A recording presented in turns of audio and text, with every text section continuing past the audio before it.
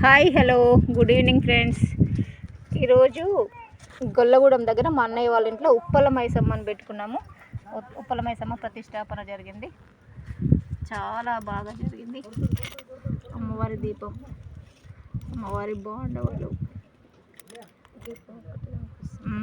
దీపం ఒకళ్ళు బాండవాళ్ళ లోపల మామిడాకులు ఉన్నాయి కదా, అందుకని సరిగ్గా కనపడట్లే. అమ్మవారి బాండవాళ్ళు అంటే ఉప్పల మైసమ్మ చిన్నగా ఉంటాయి. వీరగొల, చెక్క బొమ్మ, హస్తం,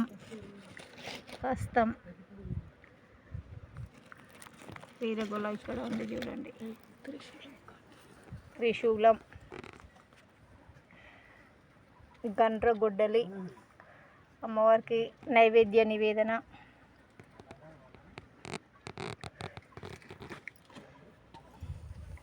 అమ్మవారిని ప్రతిష్ఠించుకొని గుమ్మడికాయలు కొట్టుకొని కొబ్బరికాయ కొట్టుకొని నైవేద్యాలు పెట్టి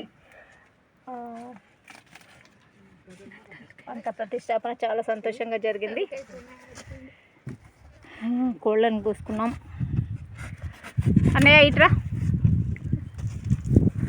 అయ్యి అన్నయ్య వాళ్ళే ప్రతిష్టాపన. గొల్లగూడెం సురుగురు నర్సిరెడ్డి, కోడలు వాణి. హాయ్ చెప్పు నాన్న. వదిన హాయ్ చెప్పు. అన్నయ్య హాయ్ చెప్పు.